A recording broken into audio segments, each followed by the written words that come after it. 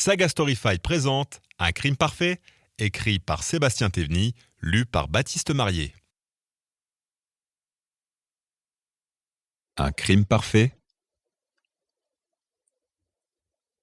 À ma fille, Luce, la plus jolie de mes filles, haut la main. Oh, tu seras jamais la reine du bal, vers qui se tournent les yeux éblouis. Pour que tu sois belle, il faudra que tu le deviennes, puisque tu n'es pas née jolie. Jean-Jacques Goldman, c'est ta chance. Prologue, 1001 souvenirs. Biscarrosse, mars 2020. J'y vais, bondit ma compagne en apercevant le facteur ouvrir la porte de notre boîte aux lettres tout au bout de l'allée. J'avais rencontré Colombe presque 4 ans auparavant, dans les rues du Vieux-Nice où elle avait été ma stagiaire. Depuis, j'étais sous le charme et notre histoire d'amour avait fait son chemin.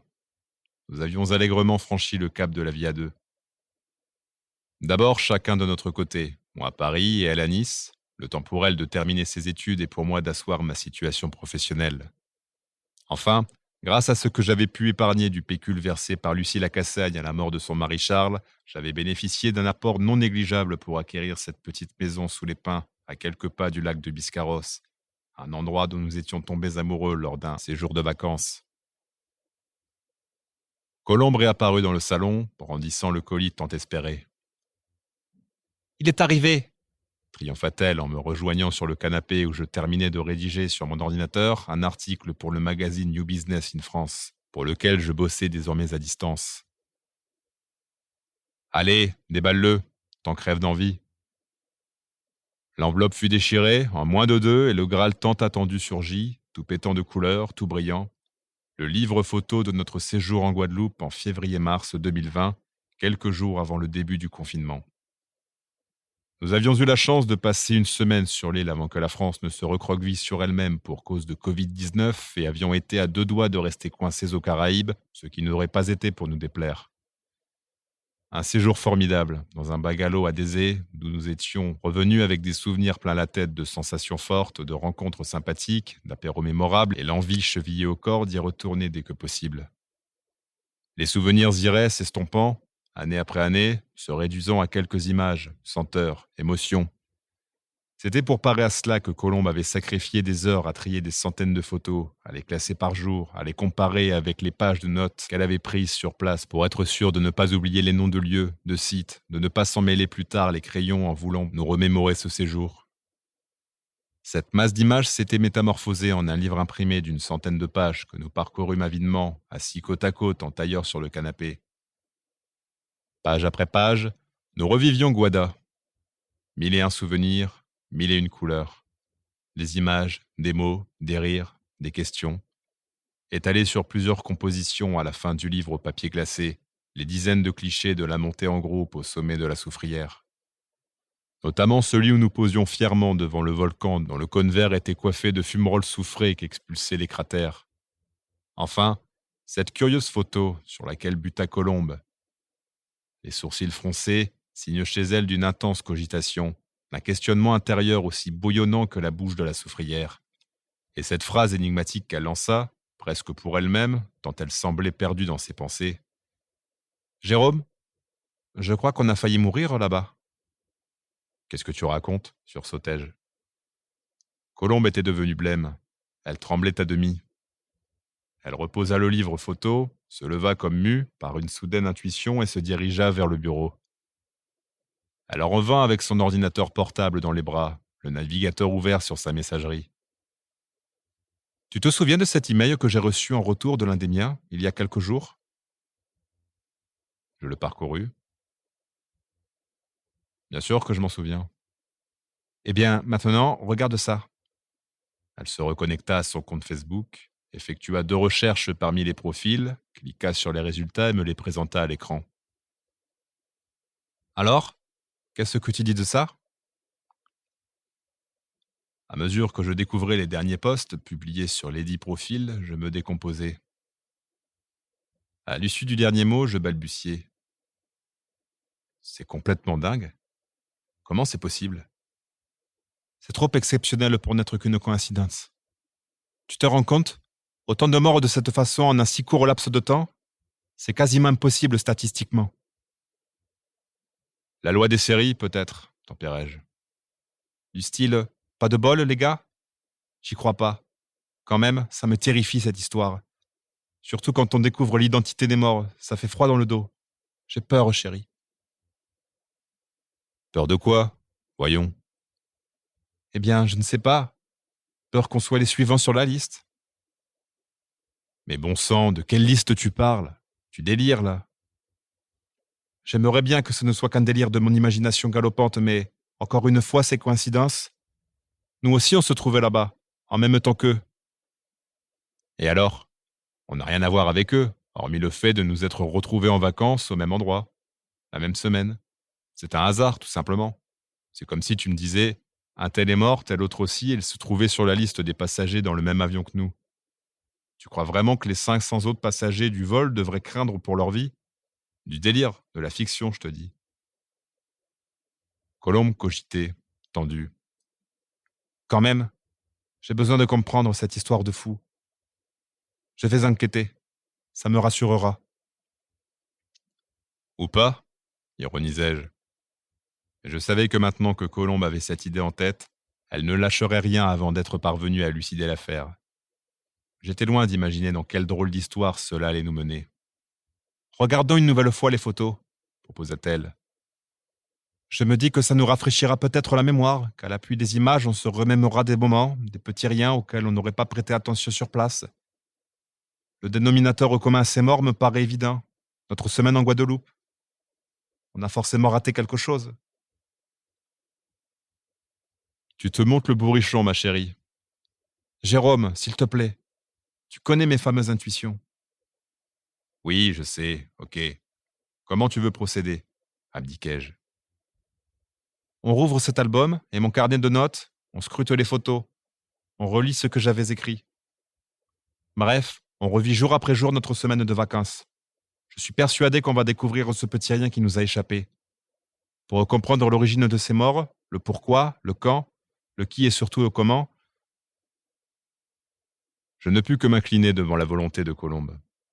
Nous calâmes dans le canapé, l'album photo et le carnet de notes sur les genoux sur la page de garde de l'album. Elle avait fait imprimer ce titre. Bienvenue à Guada. Première partie. Bienvenue à Guada. Pointe-à-Pitre. 2 semaines plus tôt. Chapitre 1. Maracuja. Bien que toujours en France, nous nous sentîmes d'emblée à milieu de la métropole, à peine débarqués de l'avion. Nous étions vêtus de nos vestes polaires et la touffeur de l'air caribéen nous assaillit dès la sortie de l'appareil. Nous avions bourré nos bagages de tenue d'été et espérions que les valises ne se fussent pas perdues dans les méandres des aéroports à Vanny expérimentés lors d'un précédent voyage à New York. Aussi, en pénétrant dans le tunnel qui reliait l'avion au terminal, nous transpirâmes instantanément dans nos doudounes, bien que ce fût déjà la nuit sous les tropiques. Des voix nous parvenaient depuis l'aérogare, qui devait provenir d'une poignée de personnes impatientes d'accueillir leurs proches. Nous découvrîmes, juste après le passage des portes automatiques qui débouchaient sur le hall des arrivées, un groupe de femmes vêtues aux couleurs créoles, portant chapeaux et coiffures bariolées, entonnant à plein poumon des chants des plus entraînants. Pas de doute, nous étions bien arrivés à destination, immergés en un clin d'œil dans l'ambiance. Pointe-à-Pitre nous tendait ses bras accueillants. Je pressentis d'emblée que nous allions passer des vacances exceptionnelles. J'étais loin de me douter à quel point le terme exceptionnel allait recouvrir son sens premier, à savoir digne d'exception. Au volant de notre Peugeot 208 de location, blanche comme la plupart des véhicules de loueurs, nous enragions de ne pouvoir découvrir la beauté du paysage, masqué par la nuit.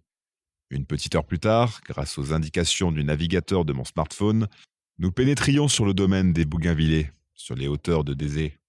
Il faisait nuit, l'endroit était peu éclairé et personne ne semblait nous attendre lorsque j'éteignis le moteur sur le parking gravillonné face à une rangée de palmiers aux feuilles gigantesques. Pourtant, la propriétaire des lieux, une dénommée Séverine, avait été jusque-là irréprochable et très réactive, et ce depuis le jour où j'avais réservé cet hébergement quelques mois plus tôt. Finalement, Colombe l'appela et notre hôtesse apparut presque instantanément dans l'allée que bordaient 2 bungalows, des tikaz, comme on les appelait ici. Nous découvrîmes alors une femme d'une trentaine d'années, aux chignons compliqués et terminés par des tresses antillaises. Elle portait une sorte de sarouel bouffant surmonté d'un top à fines bretelles qui retenait avec peine une poitrine généreuse. Un large sourire barrait son visage avenant lorsqu'elle nous tendit la main. « Bienvenue à Guada !»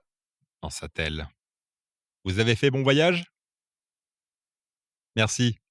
Pas mécontent d'arriver, reconnus-je. »« J'imagine, vous devez être fatigué. Suivez-moi, je vais vous montrer votre bungalow. » Elle nous conduisit à travers la végétation luxuriante de la propriété dont un tas d'essence m'était encore inconnu, jusqu'à ce qu'il deviendrait notre douillet cocon pour toute la durée de notre séjour. Le long des allées, je distinguai plusieurs cases, certaines plongées dans le noir, d'autres éclairées. Sur la terrasse de l'une d'elles, une femme alanguie, portant un paréo bariolé, lisait assise dans un large fauteuil en rotin. À notre approche, elle leva les yeux de son roman et tourna le regard vers nous, nous adressant un petit signe de tête. « Vous avez combien de bungalows ?» m'intéressai-je. « Nous en avons 7, répondit Séverine. Sans compter le nôtre, qui se trouve tout en haut de la propriété, derrière la piscine. Je vous ferai faire le tour du domaine demain, si vous voulez. »« Volontiers. Toutes les cases sont occupées ?» demanda Colombe. « Elles le seront pratiquement. Vous venez d'apercevoir Nathalie, qui est arrivée hier.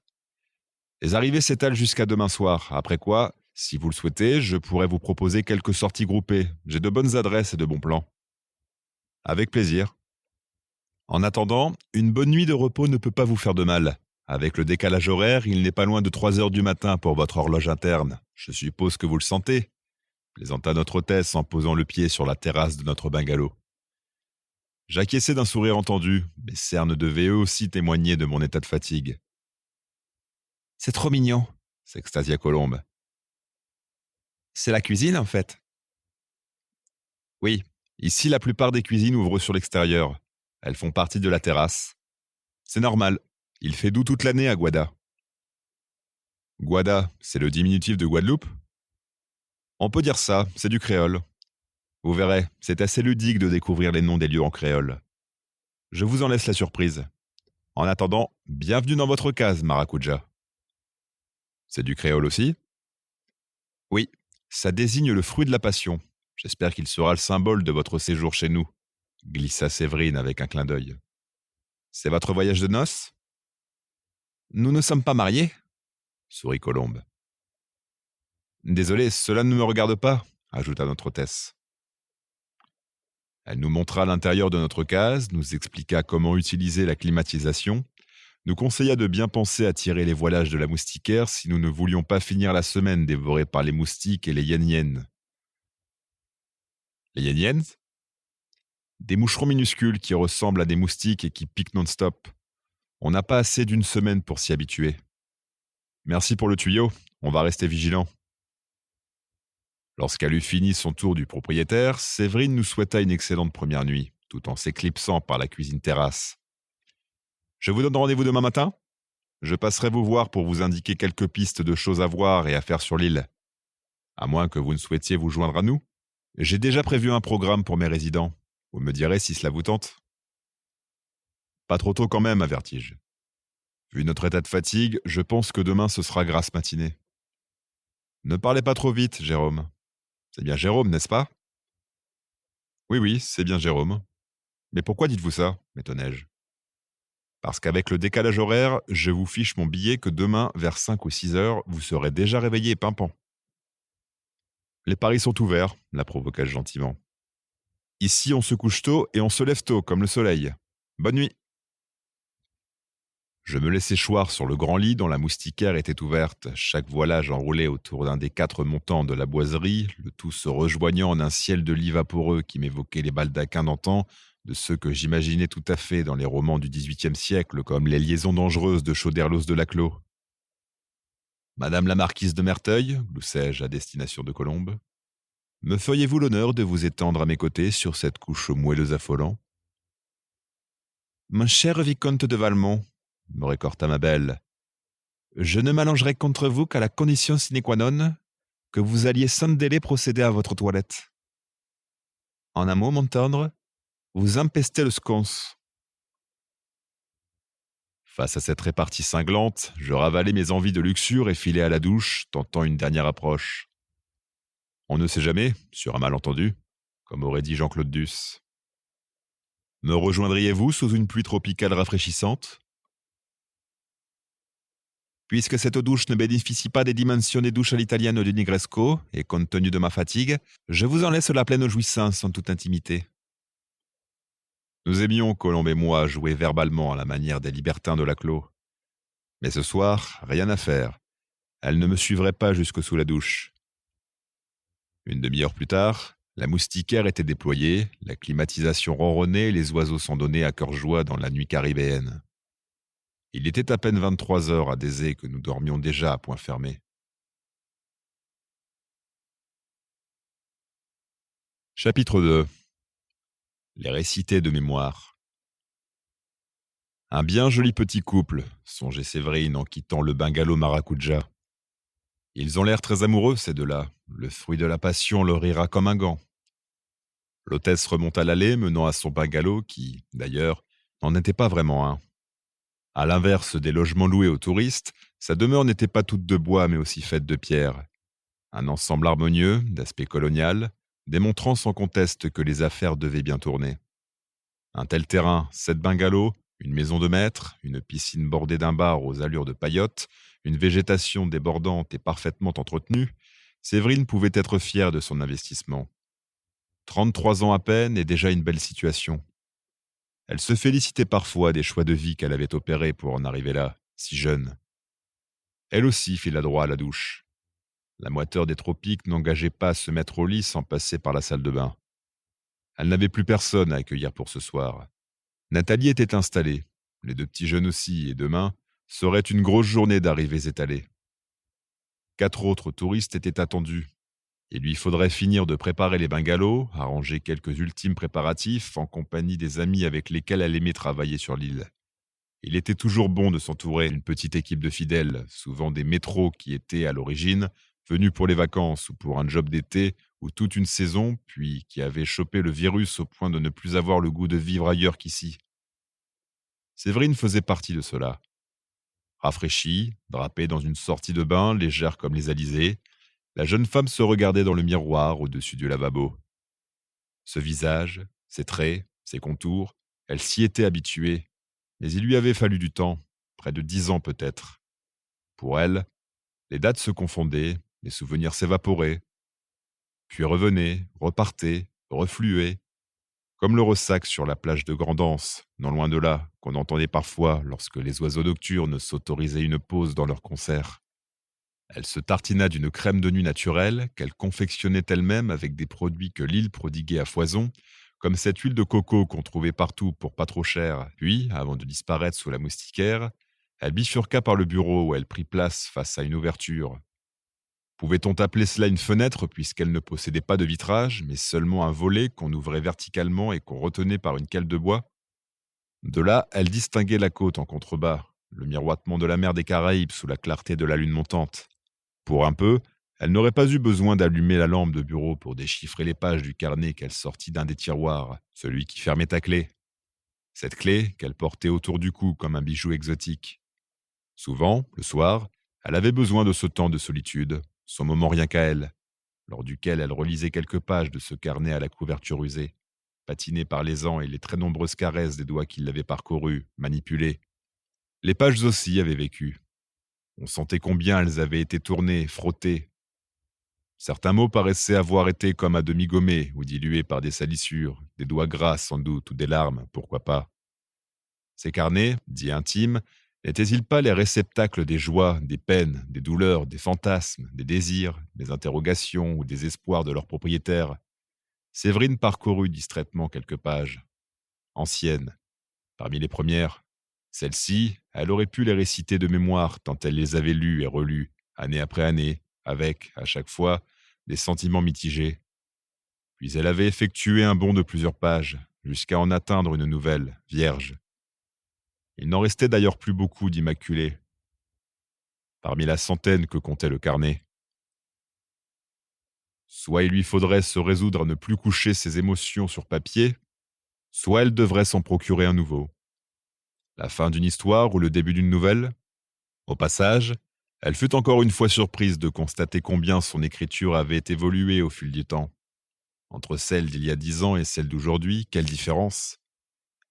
Il était avéré que, même au cours de l'âge adulte, notre graphie évoluait. Entre celle de l'étudiante pressée et celle de la femme posée, Séverine constatait un gouffre. Parfois, l'écriture pouvait évoluer sur une même année, en fonction de l'état émotionnel de la personne. Selon qu'elle était zen ou énervée, c'était fou comme elle pouvait changer. La jeune femme chassa ses pensées purement graphologiques afin de se concentrer sur ce qu'elle avait envie d'écrire ce soir-là sur le papier crème du carnet. Elle empoigna son habituel stylo en bois, celui que sa mère lui avait offert lorsqu'elle était adolescente.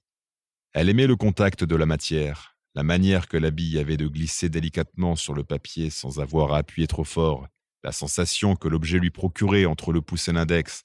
Bref, elle appréciait d'écrire à la main.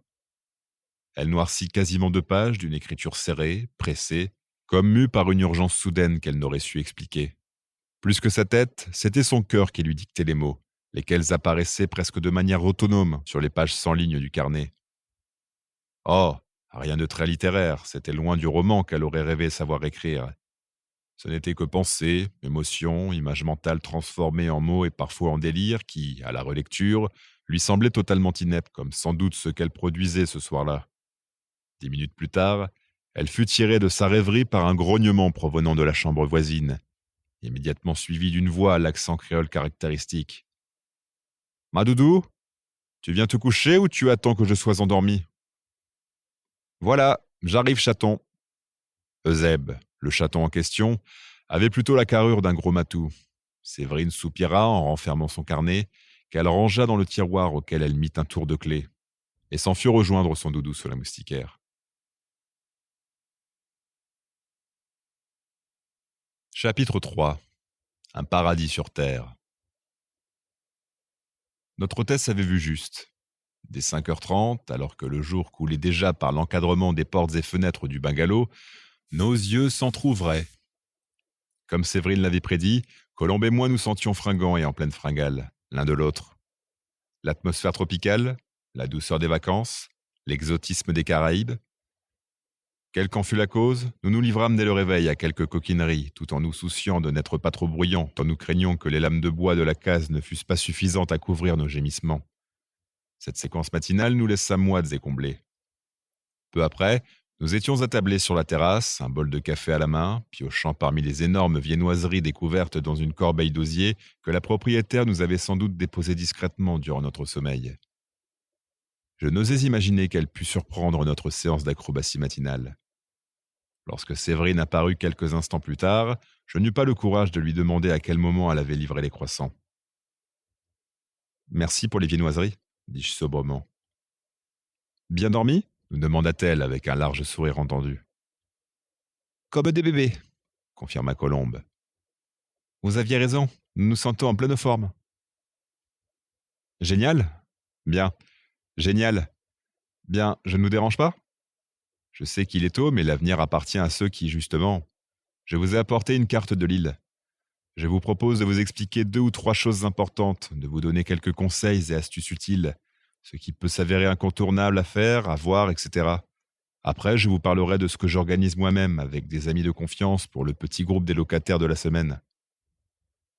Si ça vous tente, vous pourrez facilement vous joindre à nous, ce sera avec grand plaisir. C'est vous qui voyez, comme disait Laspalès. Tout en crayonnant sur la carte de la Guadeloupe, entourant des noms, des sites, surlignant des routes, les meilleurs itinéraires, Séverine nous fit l'éloge de son île d'adoption. Elle nous expliqua qu'elle en était tombée amoureuse dès son premier séjour et qu'elle s'y était définitivement installée 9 ans plus tôt. Il y avait tant à découvrir, s'extasiait-elle. Chaque recoin semblait être un paradis sur terre. Elle nous démontra qu'il était impossible de s'y perdre. Une seule route faisait le tour de ce demi-papillon qu'était Basse-Terre. Et sur Grande Terre, c'était assez simple également. Entre les deux, Pointe-à-Pitre occupait le thorax du papillon. Elle nous conseilla vivement d'emprunter la route de la traversée pour nous y rendre, plutôt que de risquer les embouteillages de la route côtière. Colombe prenait des notes pour ne rien omettre. Il nous apparaissait que notre séjour serait trop court pour tout voir. Nous regrettions déjà de n'avoir pas réservé pour 2 semaines. Voilà à peu près tout ce que vous pouvez faire avant de retourner en métropole. Des images plein la tête et des souvenirs plein le cœur. Sentez-vous libre de vous promener en amoureux, mais, je le répète, si vous voulez, vous joindre à notre petit groupe, ce sera avec plaisir. J'ai prévu Sofaya, une sortie d'une journée en bateau dans la mangrove. De la plongée à Malandure, une autre sortie en mer pour observer les cétacés et bien entendu, incontournable, une montée à la Soufrière, énuméra Séverine en comptant sur ses doigts les activités prévues. Je vous laisse y réfléchir. Bonne journée. Je dois finir de préparer mes bungalows. Elle était plutôt bavarde, notre hôtesse. On sentait qu'elle avait à cœur de nous faire apprécier notre séjour, que ce soit chez elle en particulier ou sur l'île en général. Son visage rayonnait lorsqu'elle décrivait Guada. Un sourire en permanence accroché sur ses lèvres qui invitait à la sympathie mutuelle. Pourtant, dans ce sourire, quelque chose me turlupinait. Était-ce cette cicatrice au-dessus de la lèvre supérieure qui rendait son expression un peu tordue ? Tout en fixant discrètement la bouche de Séverine, je ne pouvais m'empêcher de me demander quel accident de la vie avait pu marquer ainsi ses traits, opposant à la bonhomie de l'ensemble de son visage la marque d'une blessure physique indélébile. Nous la remerciâmes pour ses attentions et elle disparut dans un froissement de sarouel, telle une tempête tropicale, vive, inattendue et puissante. Cette première journée à Guada, nous la passâmes en amoureux. Nous enfilâmes nos maillots de bain, celui de Colombe me rendait fou, et filâmes à la plage la plus proche de notre gîte, histoire de goûter au plus vite à la douceur de l'eau caribéenne dont l'envie nous narguait depuis notre arrivée. Habitués aux vacances, à la neige du mois de février, les métros que nous incarnions nous pourléchions d'avance de barboter dans des eaux à la température bienveillante, sous un soleil généreux. La plage de Petit-Anse, à moins de 3 kilomètres, s'avéra parfaite pour une première.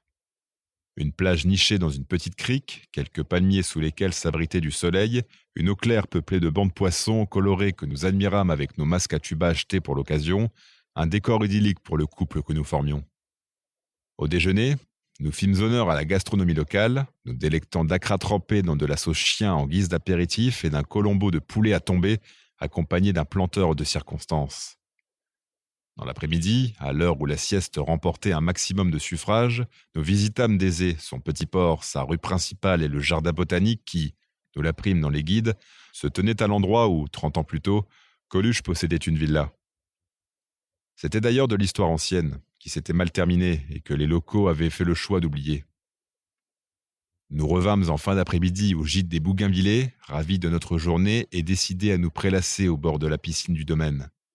C'est là qu'eut lieu notre première rencontre avec l'un des autres occupants des bungalows. Ce ne fut pas la rencontre la plus exaltante de notre séjour.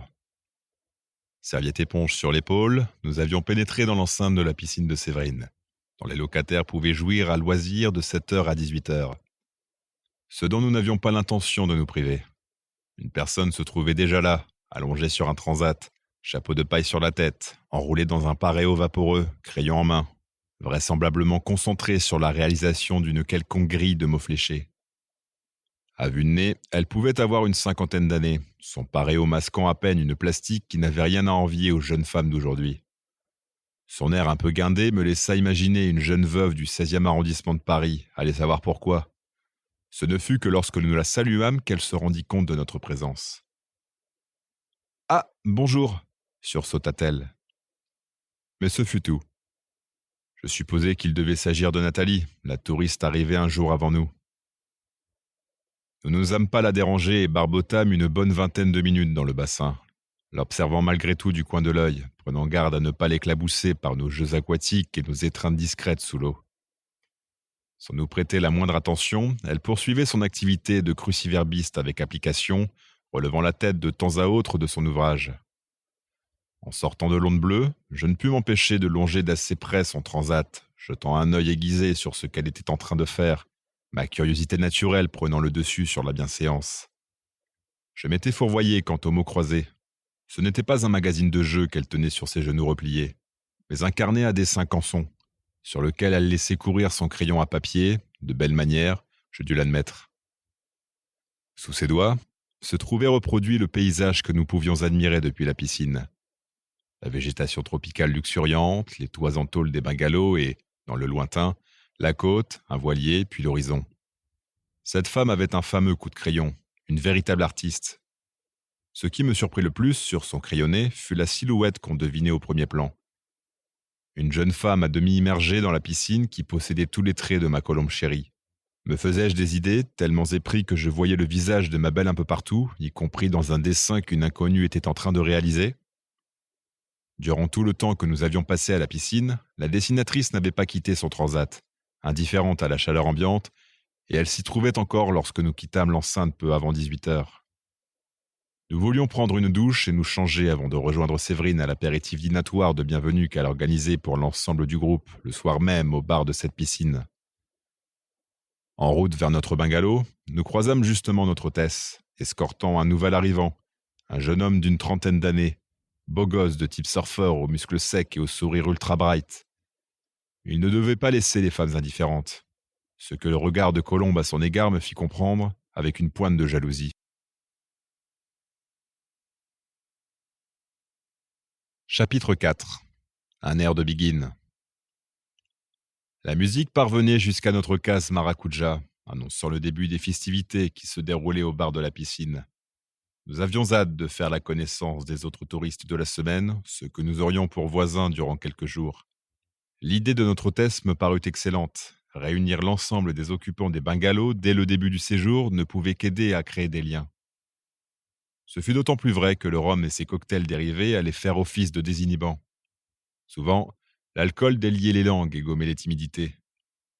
Nous n'étions pas les derniers, mais presque. En débarquant au bar, sur lequel s'alignaient plusieurs verres colorés et parfumés, nous retrouvâmes nos brèves connaissances du jour, la dessinatrice et le beau gosse, ainsi que deux autres personnes, un jeune homme et une jeune femme. Nous allions apprendre bien vite s'ils formaient un couple. Derrière le comptoir, un type qui avait tout l'air d'être guadeloupéen, avec sa peau bistre, ses longues dreadlocks, retenues par un gros élastique et sa haute taille conjuguée à une carrure de déménageur, se chargeait de préparer les cocktails. Croyant qu'il s'agissait d'un employé de Séverine, je faillis commettre une bourde juste avant que celle-ci ne fasse les présentations. Jérôme, Colombe, je vous présente mon mari, Euseb. Euseb, voici notre petit couple d'amoureux venus de Bordeaux. Ce dernier nous tendit sa longue main chaleureuse. Enchanté, et soyez les bienvenus au Bougainvilliers.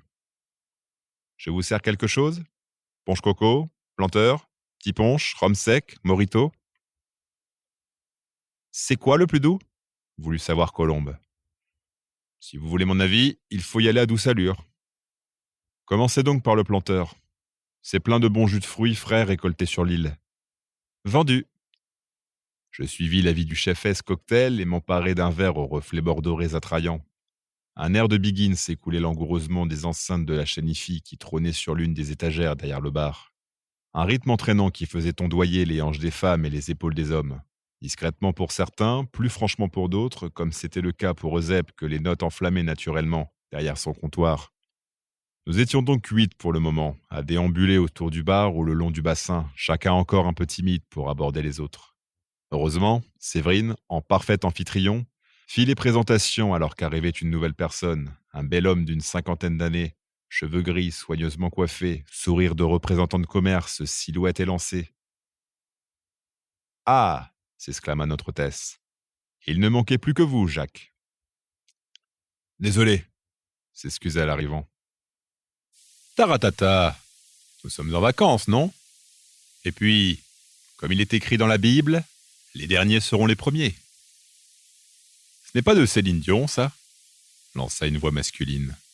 « Ou de Jean-Jacques Goldman, plutôt ?» sourit Séverine. « Bien, la fête peut commencer. Je n'ai plus besoin de me présenter. Séverine. Comme je vous l'ai déjà dit, je serai là pour égayer votre séjour au mieux et je me réjouis à l'avance du programme que je vous ai concocté. On en reparlera d'ailleurs. Mais pour l'instant, je vous présente mon mari, Euseb. Pour vous servir également, fit celui-ci avec une courbette additionnée de moulinet du bras droit assez comique à la manière des aristocrates de la Renaissance. De petits rires s'échappèrent de l'assistance. Nos deux hôtes apparaissaient comme de joyeux lurons. Ils savaient instinctivement mettre en confiance. Ensuite, nous avons, si ma mémoire ne me joue pas de tour et si je ne m'en mêle pas les pinceaux, corrigez-moi si je me trompe, d'abord ce petit couple tout mignon, Jérôme et Colombe, C'est tellement original ce prénom que je ne pouvais pas l'oublier. Colombe sourit et j'adressai un petit signe de main alentour. Puis voici Nathalie. Celle-ci, la dessinatrice croisée à la piscine, fit un signe discret en levant son verre. Galanterie oblige, je poursuis avec les dames. Accueillons Naïma, au sourire aussi large que les Champs-Élysées. L'intéressé confirma en dévoilant une rangée de dents blanches que son teint cuivré rehaussait encore. Côté messieurs, cette fois, Jacques, que maintenant tout le monde connaît. Brice, ce jeune homme aux allures de surfeur qui me fait penser à Jean Dujardin, forcément.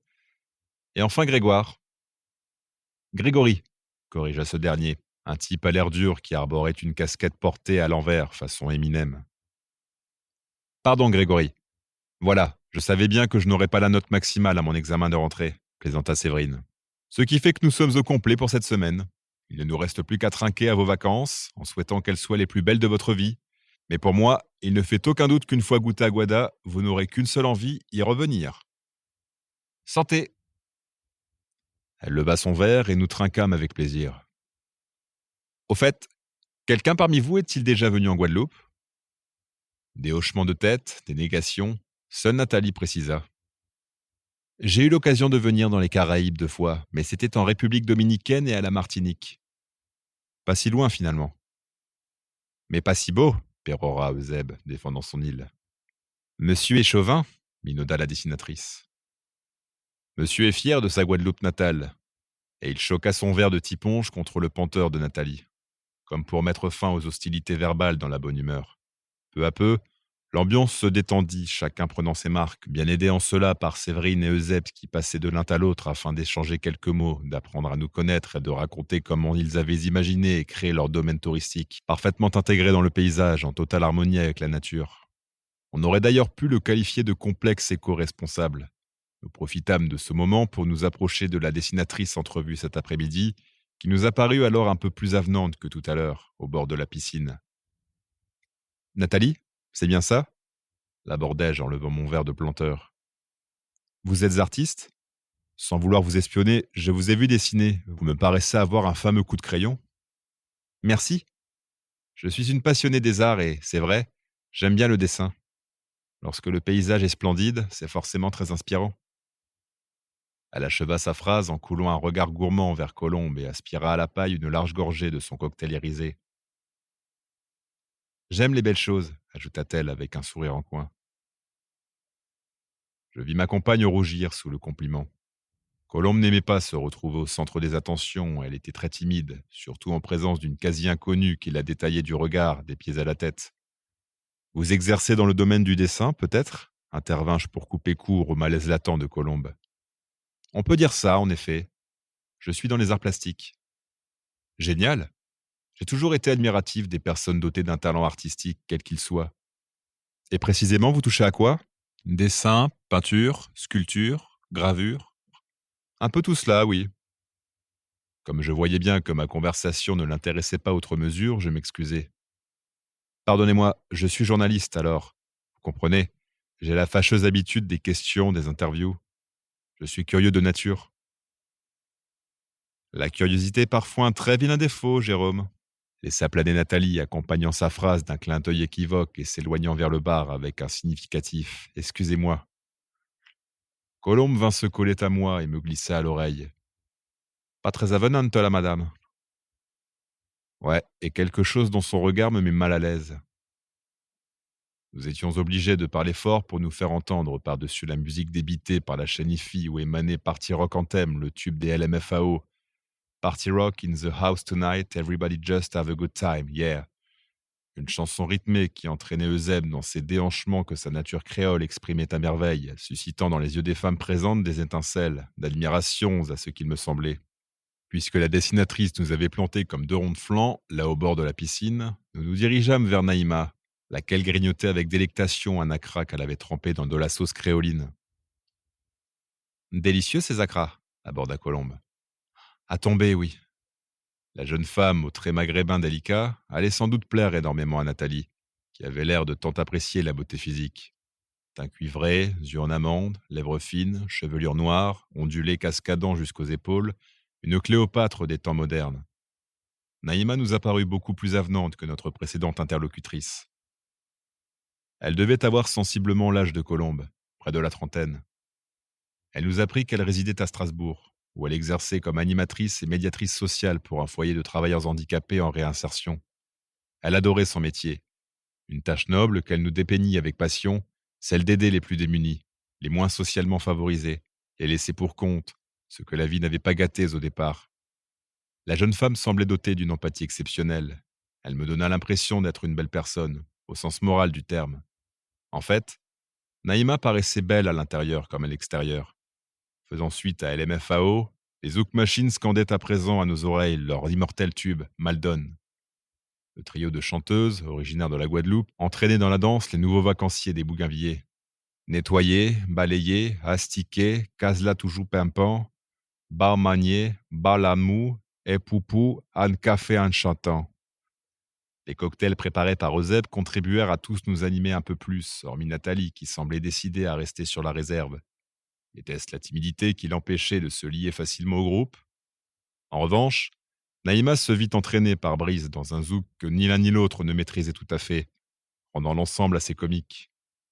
Jacques et Grégory semblaient en grande conversation, accoudés au comptoir, le premier riant aux éclats, aux blagues visiblement tordantes du second. Je supposais en effet qu'il s'agissait de blagues, bien que je n'en perçusse que des bribes. Minuit approchant, Séverine baissa le volume de la musique et déclara : « Les amis, je ne voudrais pas jouer les rabat-joie, mais si on veut pouvoir admirer demain quelques cétacés, je vous rappelle qu'il faut être à l'embarcadère à 7 heures pétantes. Ce n'est qu'à 5 minutes de voiture d'ici. Je vous assure que ça vaut la peine de se lever de bon matin. Tout le monde est toujours partant pour les baleines et les orques ?» Un oui général fut scandé et les derniers cocktails levés haut par-dessus les têtes passablement alcoolisées. Formidable. Colombe, Jérôme, vous avez pu y réfléchir? Vous serez des nôtres? Nous avions d'ores et déjà pris notre décision dans l'après-midi et l'ambiance générale de la soirée de bienvenue avait fini par conforter notre choix. Nous serons des vôtres, m'exclamai-je joyeusement. Eh bien voilà une semaine qui s'annonce excellente, conclut notre hôtesse. Rendez-vous à 6h45 sur le parking. On décolle tous ensemble dans le minivan. Vers 1h du matin, Colombe et moi étions sous le concon douillet de la moustiquaire. « Sympa dans l'ensemble les autres, » résuma Madou en bâillant. « Ouais, si l'on accepte Nathalie, la sociale, les autres ont l'air cool. Grégory, la grande gueule aux allures de rappeur, Jacques, le vieux beau, Naïma, la beauté du Maghreb, Brice le blond avec le hashtag BG qui clignote sur son front en lettres de néon et nos autres, super accueillants, une belle brochette. Et nous, comment crois-tu qu'ils nous appellent ? » Les tourtereaux, susurrai-je en me collant à Colombe avec des intentions évidentes qui, elles aussi, auraient pu s'afficher en lettres de néon sur mon front. Mon tourtereau qui sent le rhum à plein nez. Je vais te dire bonne nuit. Le réveil va sonner dans 5 heures. J'éteignis mes néons et mes envies et plongeai dans un sommeil de plomb.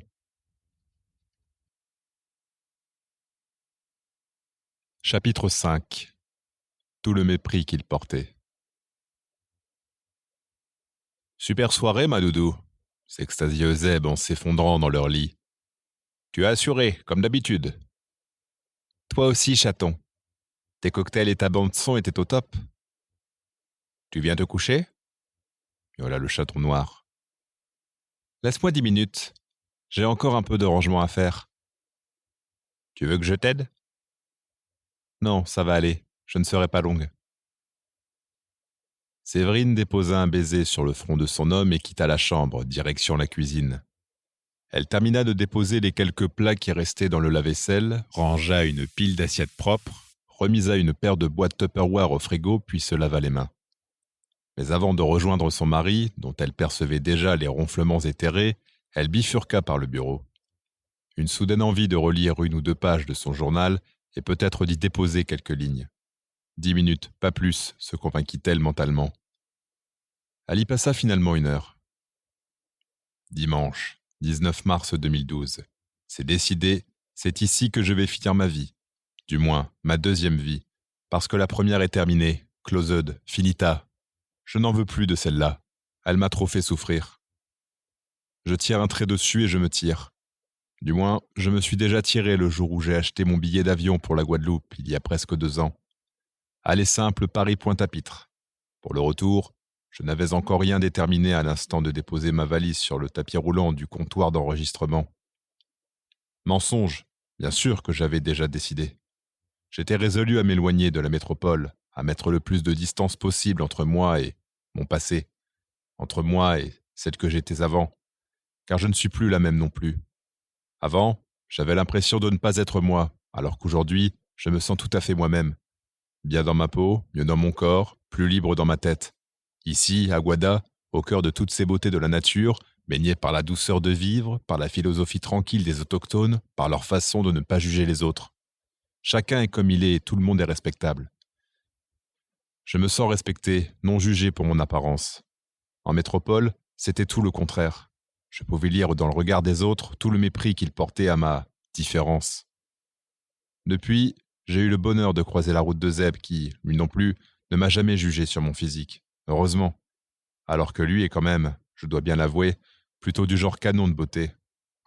Faut voir son corps d'ébène quand il est nu et transpirant au-dessus de moi, ses pectoraux saillants et ses biceps bandés, tendus comme des arcs prêts à décrocher en moi leurs flèches d'amour. On forme un drôle de duo, lui et moi. La belle et la bête. Ou plutôt, devrais-je dire, plus justement, le beau et la bête. Je me demande bien ce que pensent les gens de notre couple. Quoique, non, je ne veux plus me poser ce genre de questions. Ces interrogations-là, c'était bon pour celles que j'étais avant. Maintenant, je m'en balance, je crois. Je me souviens de 2010, mon année cruciale, mon millésime. Quand j'ai posé le pied sur la terre guadeloupéenne, j'ai comme senti que j'étais ici chez moi. Bienvenue à Guada, semblait me chuchoter l'île, aussi accueillante que ses habitants. Au départ, je m'étais dit que je reviendrais quand j'en aurais assez, quand j'en aurais envie. Je n'en ai plus jamais eu l'envie. Après quelques mois, je me suis installé avec Euseb, puis on a découvert cette annonce pour acheter le terrain à Désé. J'ai été charmé instantanément, on a signé très vite et débuté les travaux. On est loin d'avoir terminé, mais le projet est top. D'ici quelques mois, 1 an au maximum, on pourra commencer à ouvrir les premiers magalos, à accueillir les premiers touristes. Je revis. Séverine referma le carnet, une larme dégringola sur sa joue, comme souvent lorsqu'elle replongeait dans ses souvenirs couchés sur papier. Elle jeta un œil à la pendule accrochée au-dessus du bureau. 2 heures du matin, chaton ronflé comme un moteur de Cessna, dans moins de 4 heures, le réveil sonnerait, tandis qu'au dehors s'éveilleraient les colibris. Une semaine folle les attendait, elle et son groupe de nouveaux vacanciers.